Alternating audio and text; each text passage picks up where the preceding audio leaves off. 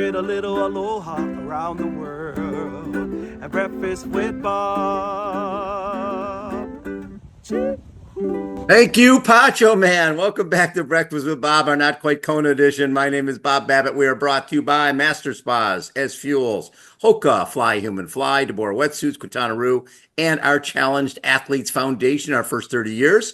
CAF has now raised over $180 million and sent out over 48,000 grants to challenged athletes all over the world. Our next guest, only one of my favorite people on the planet. We go back lots and lots of years.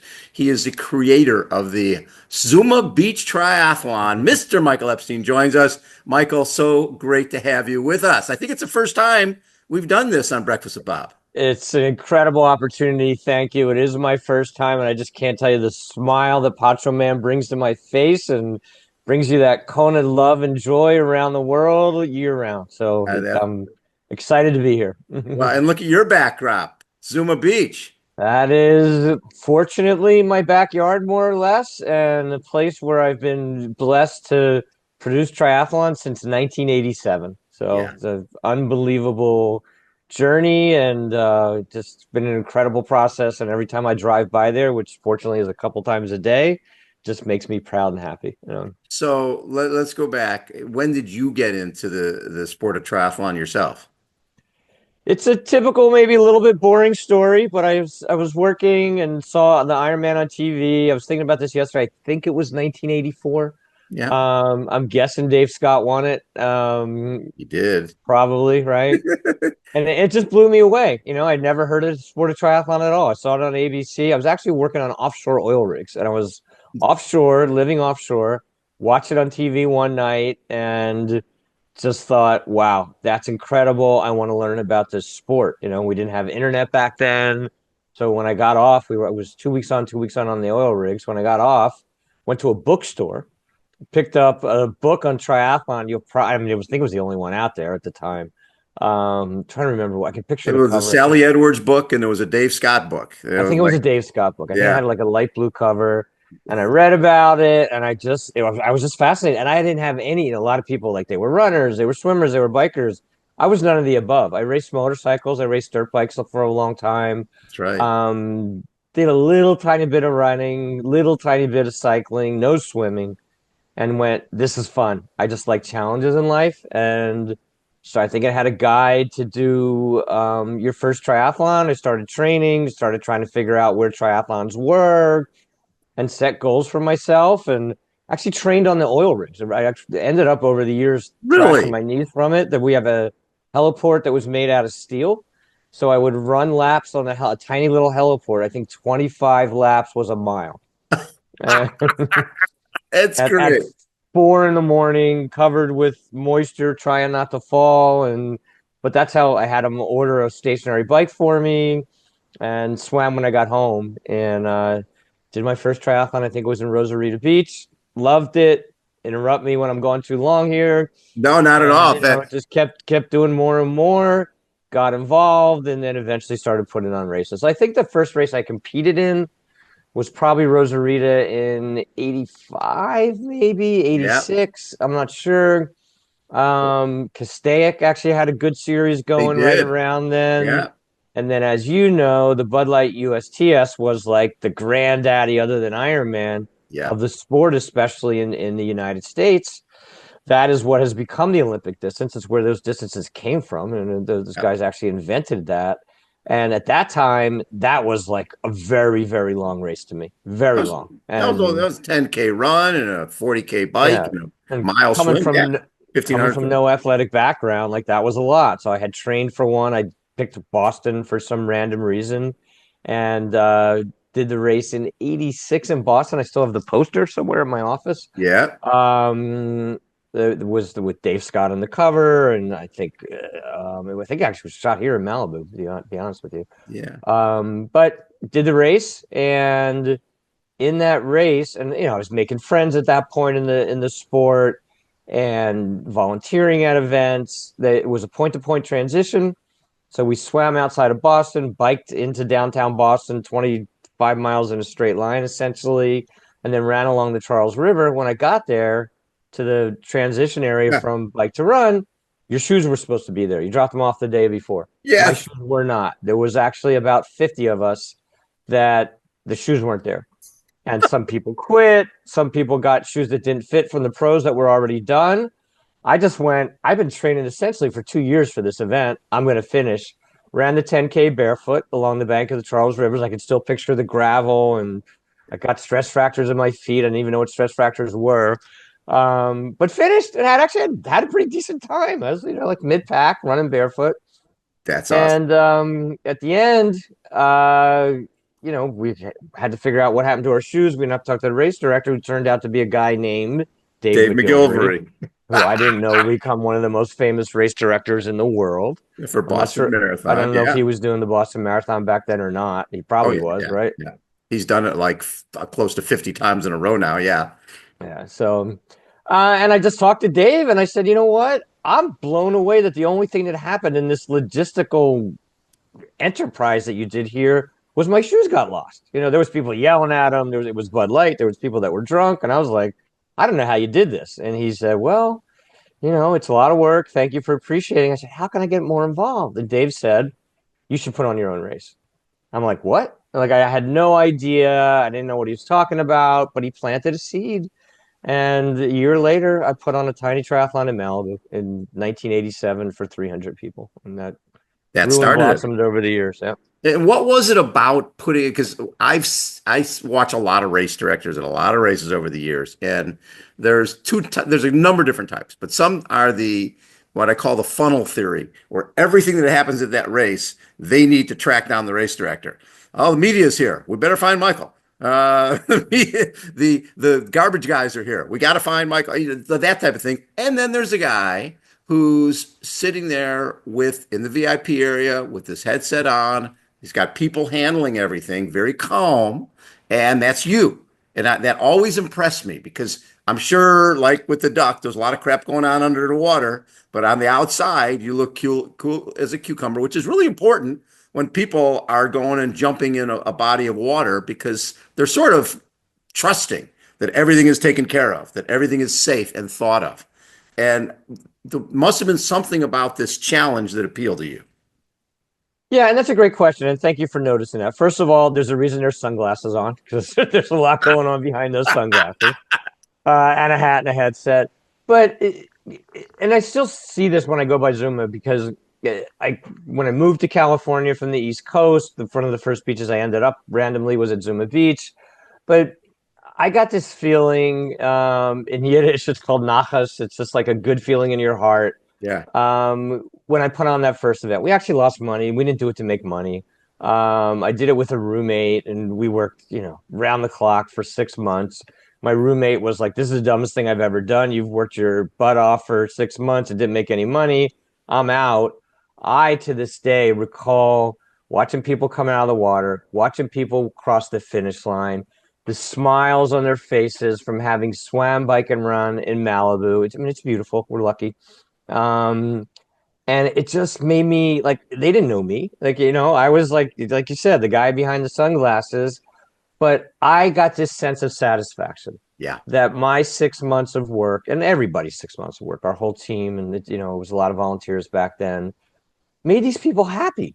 And you just like to be able to do that, like that's a gift to be able to give joy to people. And that's the end of the day is what has made turned into a career successful. And I carried that into other sports as well. It's just I always wanted that feeling, so maybe it was a little bit selfish, but I wanted to make sure that people had a great time, that Right. every little T was crossed and I was dotted, and all the success in an event is the behind the scenes planning leading up to it. Race day should just unfold. Right. And I didn't want to disappoint people. I never wanted to disappoint anybody. And and when I didn't, and when they smiled, I can't tell you the high that gives me to this day, 40 years later. The cool thing is I always look at events that are successful and they have a number of different aspects to them. One, when you have the same sponsors, when you have a Nautica that was your title for so many years. And then you've got Paul Mitchell, and the same people were there every year. Obviously, they have a lot of options. There's a lot of opportunity in what we call the endurance entertainment marketplace.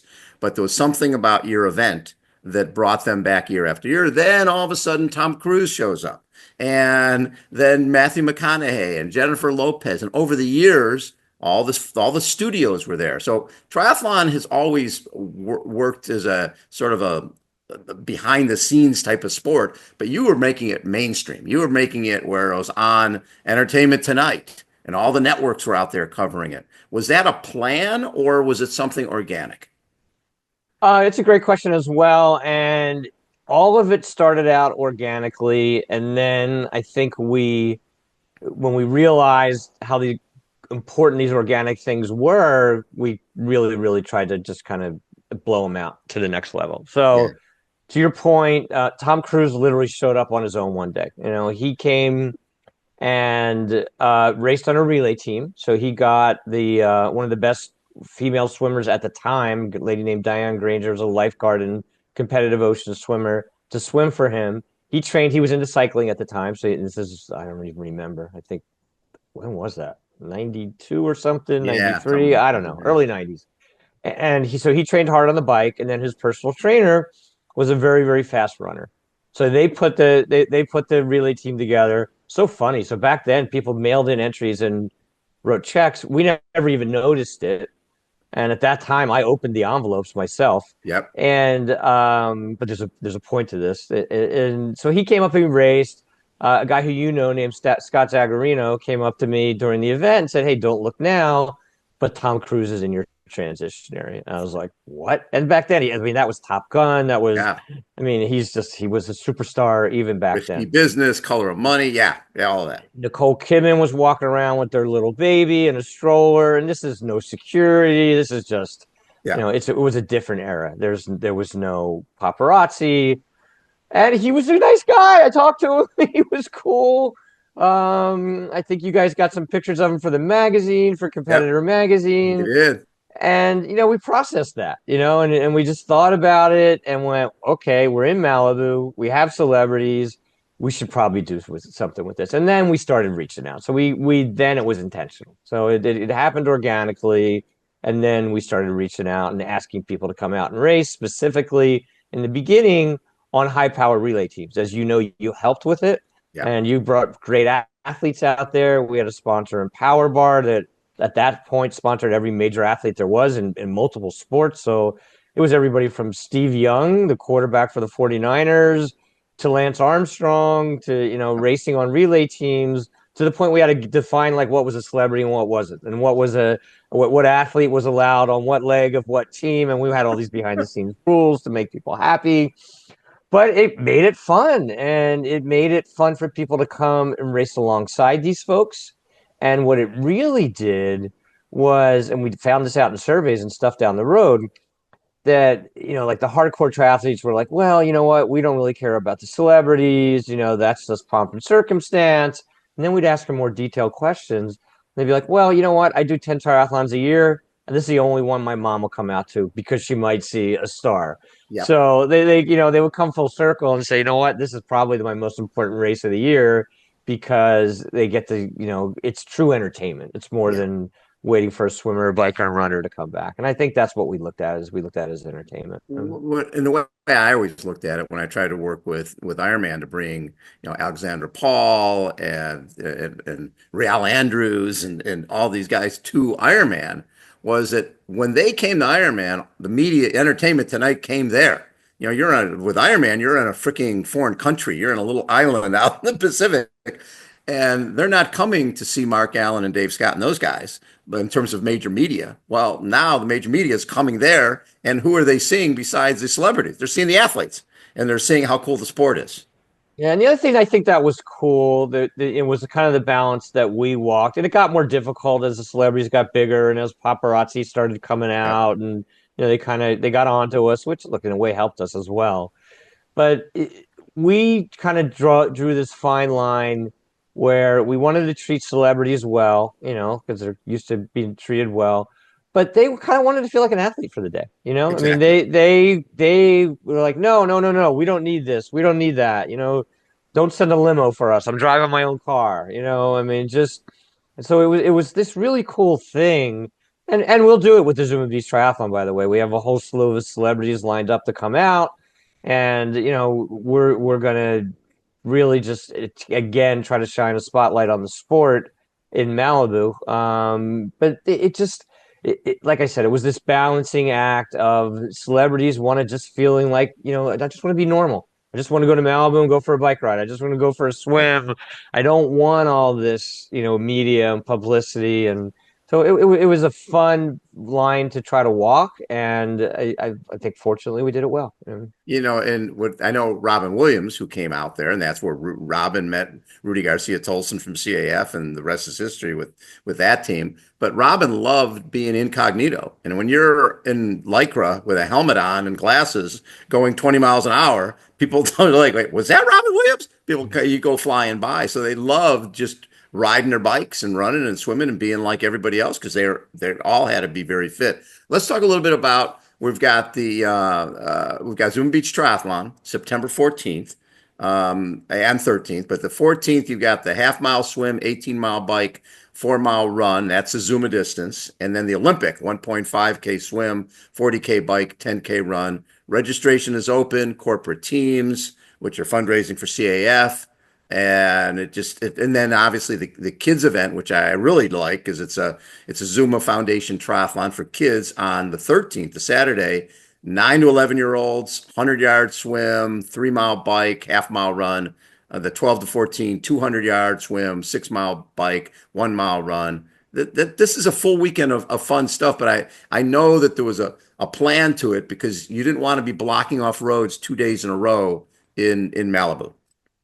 Yeah, for sure. I, fortunately, you know, I live in the local community, and like everywhere else, Malibu has changed a lot in 40 years, right? I mean, what hasn't, right? And one of the things, my old company was called MESP. I still have it for an event I do in Hermosa. We wrote a mission statement in the 90s. And the summary of the mission statement was basically that we always wanted to balance the needs of the athletes, the community, and the sponsors. I Hmm. mean, that's like the line that we walk, and it's a scale, and it's not, you can't just do everything for the athletes. If you forget about the community, it's not going to work, you know. And you can't just do everything for the sponsors because the athletes need to be taken care of. And it's a line and a balance that we've always walked with events throughout the country. And as things have progressed down here in Malibu, it's become this unbelievably well-known destination. Sounds silly to say that about Malibu, but I can tell you the traffic has quadrupled, you know, quintupled in that time. It's gotten a little bit dangerous. We've had to start safety committees in Malibu to just to make cycling and walking on the roads safer, and they're actually starting to take some impact. But the long story short is we wanted to reduce the impact on the local community. So when we presented a new plan to the city, we had, you know, I at one point had a 2 day event down here, an Olympic race on Saturday and the shorter distance race on Sunday. And we just said, hey, it's time to do less to the community. And I know this from going to the bank and hearing realtors say, I can't do open houses on Saturdays. You know, we this event is too Mm, overwhelming. yep, I And you get got it. to find that balance. You know, you Right. can't respond to every single request, but you have to be respectful of the community. I live in one of the neighborhoods that gets blocked off by the race. So we made it to a 1 day event. We combined the Olympic and the sprint on the same day. It's longer than a sprint, like you said, the Zuma distance. Yep. And then I noticed, especially in Hermosa, the family and the generations now. So that's another good thing about doing this as long as you and I have. We see people bringing their kids out, Yeah. and I had a dad come up And to me in kids. Hermosa saying like, "Hey, you know, I live in Idaho now, and my son lives in X, and we both flew in to meet in Hermosa Beach to do a triathlon." Right. So we really want, again, like things happen organically, and then we try to kind of push them along. I don't know what's going to happen with the triathlon for kids, but that's my goal is to have families race.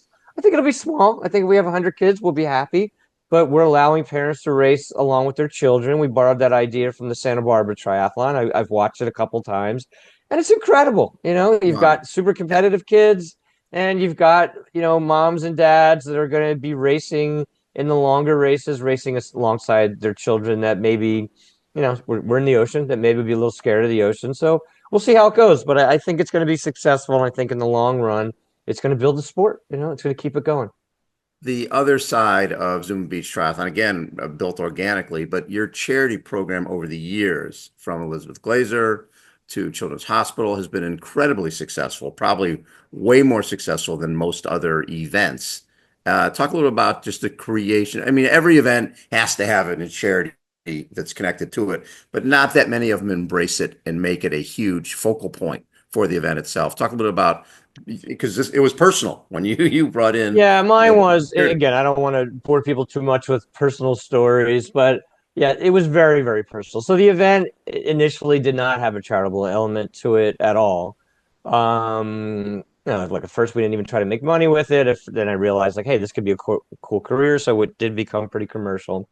But I had a personal experience. My son's mom, my ex-wife, Chris, when she was pregnant with our child in like 95, 96, unfortunately was diagnosed with cancer. And I'll jump to the conclusion quickly is she was fine, but it was a very, very, very challenging time for Chris, for Jordan, because we had to decide this balance between addressing her cancer, her colon Yeah. cancer, while she was pregnant, delivering the baby premature. We actually considered ending the pregnancy for a short time, that was off the table in about 30 seconds with Chris because she just is this incredible person that was like, no, we're going to figure this out. And we got a team of doctors together that figured this balancing act of how early can you deliver the baby and still have the baby be healthy and, address the cancer before, it spreads.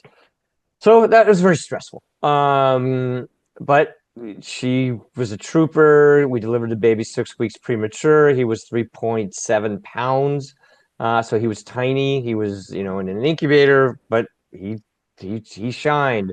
And Chris had her cancer surgery a week after delivering the child, and she was fine. She got liver cancer after that, and she beat that. And somehow, down the road, everybody was healthy. Jordan was developing well.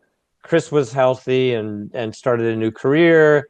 And when it was all done, we all took a deep breath. And I looked at her and I said, "Hey," like, and she was helping me with the events as well. I said, I want to get back. Like, I don't know how we got through all this, how you did what you did. It's inspiring, but let's figure out a way to give back." And we have this triathlon now coming full circle. Celebrities are coming, there's media on it. We actually didn't even have Nautic at that point. I said, I think we can get some good sponsors for this. Yeah. Yeah. And we tied it all together. She said, sure, go do it. And why I needed her permission or vote for it was I spent a lot of time that could have been spent making money and building a business. Instead, I probably took 30% of my time and spent it towards fundraising. So at the time, the AIDS epidemic was exploding, worldwide in the US, Yeah. and we wanted to help children. So I walked up to an organization called the Elizabeth Glazer Pediatric AIDS Foundation, whose specific mission was to stop the mother-to-child transmission of the HIV virus, because during pregnancy, so we had a connection there with Chris and her pregnancy. Elizabeth Glazer, who was the wife of Paul Michael Glazer, who was a star of a Yes. show called Starsky and Hutch, at the time was a very big show. Got the HIV virus in a blood transfusion, gave it to her children. So back then Oh, they didn't test blood for HIV. I mean, it sounds cavemanish now, but I mean, you know. we didn't know. Nobody knew. Um, and she eventually passed away from the virus. Two of her three children did. One is alive and healthy, but she established this foundation with her girlfriends to find a way to stop the transmission from mother to child during pregnancy of the virus. That was her very, very specific goal. And so we tried to help them. And I knew nothing about fundraising at all. I wasn't a fundraiser. I was an organizer of events. And back then, like, charity auctions were a big thing. So we tried a charity auction, and we didn't really raise any money. We tried it at the beach, and then we tried it at a hotel. and or at Sports Club LA, and we would get $10,000 worth of things. Chris would buy all $10,000 worth. So we basically were funding it. And she's like, "Hey, we're going to Mexico next year because we bought the trip to Mexico that we got donated or whatever." So like this doesn't work. And at Hermosa, apparently everything comes back to the Hermosa Beach Triathlon. Guy walks up to me on the beach and says, "Hey, I love what you're doing." Hands me his card. Says, "If you ever need anything, give me a call." And he's with Disney. And I think most people would have said, "Hey, I need Disney as a sponsor." And I said, "Can you help me with my fundraising? I can't figure this thing out. I know we have something that can do a lot." And he said, "Sure, give me a call." Turns out he was the president of Disney International. I mean, I had no idea. He was one step below Michael Eisner at the time. So we connected. He came up with this idea for a studio challenge. And he said, "I'm going to invite all the studios to figure out who the fastest studio in Hollywood was." I learned why he was an executive. He kind of gave me the idea, got out of the way, and said, "Here, you go figure this out." And we took his original idea. We didn't end up doing exactly what he came up with, but we came up with this studio challenge. We started the first team at Disney that had 20 people in it, and that thing morphed over the years from 20 people in Disney to every studio in Hollywood, and then it got even bigger because we just reached out to corporations in the LA area, and we ended up with around 40 corporations putting 1,500 people in the race to raise money for originally for the first 10 years of Pediatric AIDS Foundation. What was incredible about that was in that 10 years, they actually found the drug to prevent the mother-child transmission of the HIV virus. It was amazing. It blew us away, and they did it. After 10 years, we said, let's find another organization. We raised money for pediatric cancer research. Now, with the new event, the Zuma Beach Triathlon, we get to work with an organization that we had been working with together with those entire 30 years, which is an organization that you founded, that, as you mentioned earlier, that Robin Williams met Rudy, one of your spokespeople, a famous Paralympian, when he was probably 9 or 10 years old on the beach in Malibu. You guys created this incredible event that raises a ton of money. And now this opportunity presents itself for us to kind of, start all over again, create a corporate challenge, raise money for the Challenge Athletes Foundation in Malibu. So it's a real grassroots effort that, you and I get to work together, and we have all these relationships and connections and what's interesting is from day one with CAF, and I guess I didn't realize this, we were pioneers in getting challenge athletes. I saw some LinkedIn posts out in races. I almost looked at it the other way around, that we were reluctant and late to the table to make it safe and competitive for what's now called para athletes out there. But we did it one way or another. And I think at the end of the day, probably the most inspiring thing, not the celebrities, not the first timers, was the para athletes that have been out there for 25 years. In a wheelchair, amputees. Whether it was Sarah Reinertsen, whether it was Rudy. Those were the real inspirations that were out there. So to be able to work lockstep with you is an honor and a privilege. So. It's been really fun. And I know this year in the past, the Zuma Distance Tri was an out and back bike course. And this year you're changing the bike course, which I think is a real positive, because you'll impact less neighborhoods and you'll give people multiple loops. Yeah, so thank you. So we redesigned a new course as part of our kind of proposal to the city for a couple different reasons. But really that balancing act that I alluded to in that mission statement from 30 years ago is balancing the needs of the community. It has gotten very, very busy down here. So we've done a couple different things with the new course. Number one is we've opened up a few different neighborhoods. Number two, there's a tunnel under PCH that often floods. It's flooded probably about 10 times over the last 30 or 40 years. Maybe we've always worked around it. It may be clear, it may not, but this avoids that tunnel on the course. And number three, it creates not only a more viable course for the community, but it's safer because it's completely closed to traffic, which we've never been able to do. We've ridden alongside traffic, next to traffic. We've had traffic at times crossing the course. And in this day and age, it's just not it's not something we want to No, do. So no. we've come up with this course. It's completely closed to traffic, and this is more something that will relate with kind of more serious athletes that understand the difference. If it's your first time, you may not notice it, but we have traffic on one side of the road, bikes on the other. So you have 2.5 lanes of Pacific Coast Highway. So it's wide, wide, wide. Yep. And it's a long lip or 18-mile course. It takes 2 laps to do 18 miles. So they're long, flowing laps. It's the most scenic part of Pacific Coast Highway. You go by the Welcome to Malibu sign. Very, And very cool. you'll go, I'm pretty sure you'll be able to hear like our staging and our finish line when you come by the Zuma Beach transition area on the course. So I think it's going to be energizing for people. I think it's going to be fun. I think it's going to be more scenic because you have the best views of Pacific Coast Highway and you still have a wide open, long race course to be able to race on. Well, and your family and friends can see you over and over again as you're going by. Way more spectator friendly. They can just Yeah. hang out in the main area. They can watch some people at the finish, walk 100 yards, and watch people on the bike course, which they were not able to do before. How for you, because it's been, you've been putting on Hermosa, but being back at Zuma Beach for you, how exciting is that for you? How challenging is that for you? Especially we're dealing with obviously what's happened with the fires up there. I think Jerry Rodriguez was telling us that 34 of his athletes lost their home from Tower 26, and it's a really interesting time. But our triathletes want to get back and do what they love. Well, and that's it. I mean, you hit on a lot of key points there. So it is challenging. There's confusion out there. Some of the water in the Santa Monica Bay has some issues. Actually, it's not polluted, but there's debris from the fires in it. Zuma is well past and well west of that area, so Zuma is crystal clear. Coincidentally, the Heal the Bay tests the water right by our swim finish every week. I didn't even know that, so I found that out and doing some research. And our water is A plus, so the debris from the fires is not affecting the beach at Zuma at all. But it's affecting a lot of people. It's affecting people's Yeah. ability to get to Malibu. It's affecting people that lost their homes. And what we've been able to do is, just turn, a challenge into a positive. So we've offered free entries to people that have lost their homes in the fires.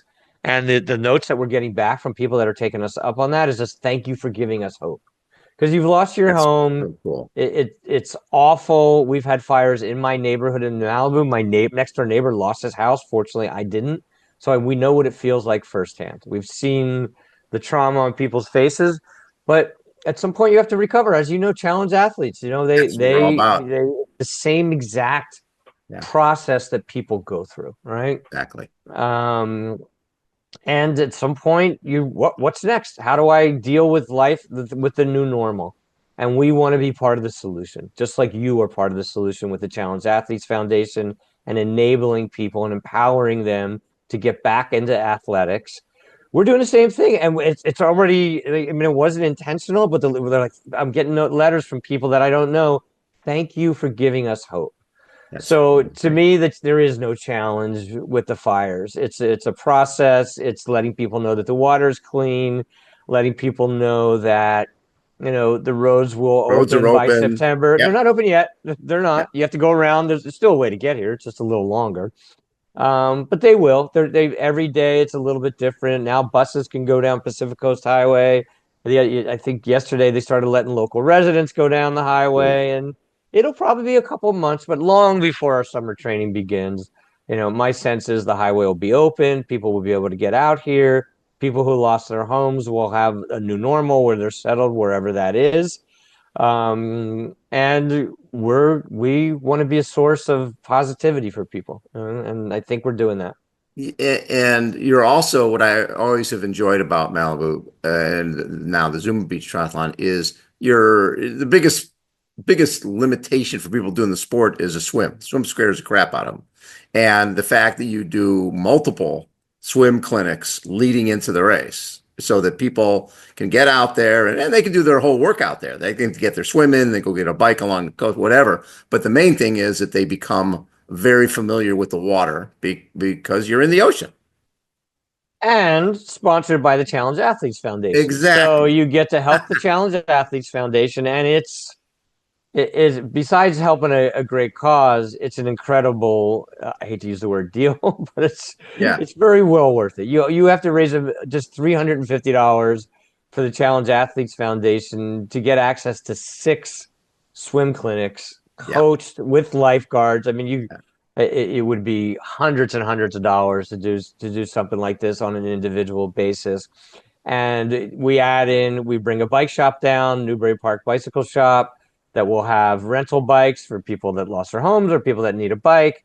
And yes, you're correct. It's an opportunity not only to learn ocean swimming skills and get comfortable with the ocean and see the crystal clear waters of Zuma Beach and see fish and dolphins while you're swimming, but you'll get coaching, and it's an incredible opportunity for camaraderie, because what we hope to have, and I'm sure we will, is hundreds of people coming down. It starts Saturdays in July, so it's the last Saturday in July it begins. So there's plenty of time to think about it and get a base of exercise in before you come down. But it just gives you this destination and this sense of being that you don't get anywhere else. I believe in triathlon and in anything and really any other opportunity. It's so funny because we'll see people come down that maybe live a half hour from the beach, 45 minutes from the beach, and say, you know what?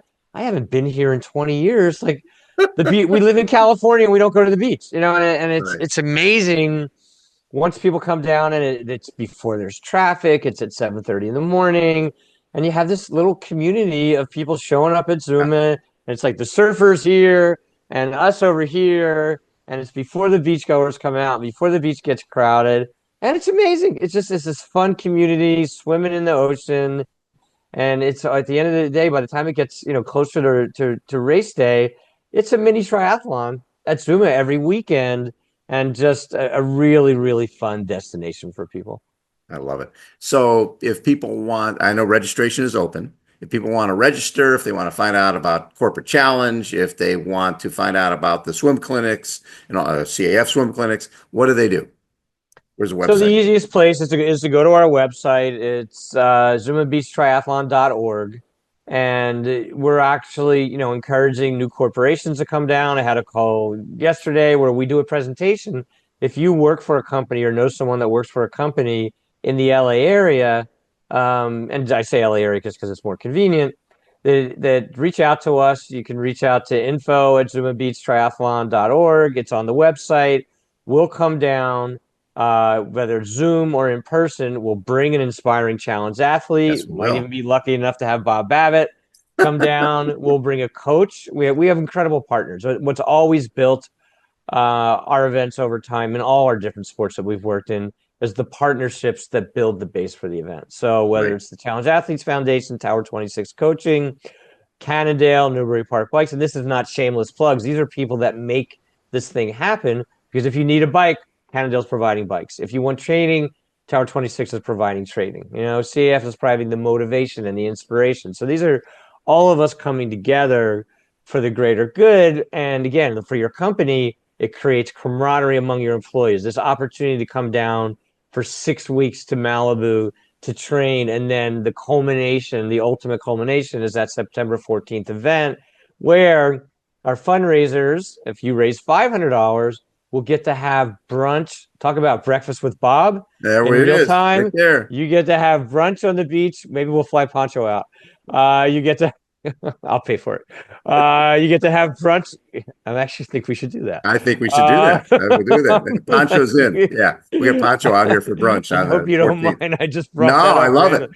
You I guys can love tell it. this isn't rehearsed. I'm a little embarrassed, but I think we should do that. I'm sorry. You No, get to have I think brunch it's on the very beach interesting. after the race on the beach in Malibu. And this is one thing, an idea I came up with years ago to help incentivize fundraisers. I'm like, all right, again, like, yeah, oh, we have celebrities. It's Malibu. Like, we should have thought of that on our own. We didn't. The brunch I actually did think on my own, but it's just like, hey, why not sit on the beach and stay and relax with your friends and your coworkers and your family and help a great cause as well. So you get Right. to have a catered brunch on the beach. You can't do it. It's the only time once a year that you can have brunch on the beach in Malibu, and that's at the Zuma Beach Triathlon while you're helping out the Challenge Athletes Foundation. So exciting. You know, it's funny. You think about we worked together. We were an advertiser with Competitor Magazine, the Adidas Triple Bypass, Muddy Buddy, and now we get to work together on a triathlon, which I couldn't be more excited about because it's going to be amazing, and it's wonderful, Michael, to have you one on the show, but two putting on the Zuma Beach Triathlon. It's going to be special. Thank you, and thank you for the partnership. I mean, it's a great opportunity to, like you said, to work together. And like you had asked me, I'm not sure I really answered, is like, how does it feel to be back? It feels like, in a good way, that first event for 300 people. Just to get to hang out and to do good for people, and and have the motivations be the right motivations, and it's a little boring stuff that I enjoy. It's another reason why the events have been so good. Like yesterday, I met with the cops and the lifeguards. Like I Yeah. love that. Like I love sitting in a cop car and brainstorming the course. Sitting in lifeguard headquarters at Zuma Beach, which has this incredible view of the whole beach, and just chit chatting with the lifeguards, and we're brainstorming. Let's try a different kind of swim start, and it's fun, and we know we're doing it to make people happy. Love it. Michael, thanks for taking time. Love working with you on this, and we'll be seeing a lot of each other over the next number of months leading into this. Absolutely. Again, ZumaBeachTriathlon.org for people to check everything out and to sign up, correct? Yes, yep, exactly. That is it. Michael Epstein has been our guest. Again, Breakfast with Bob. Thank you so much for tuning in, everybody. We'll catch you next time. See ya. Thank you, Bob.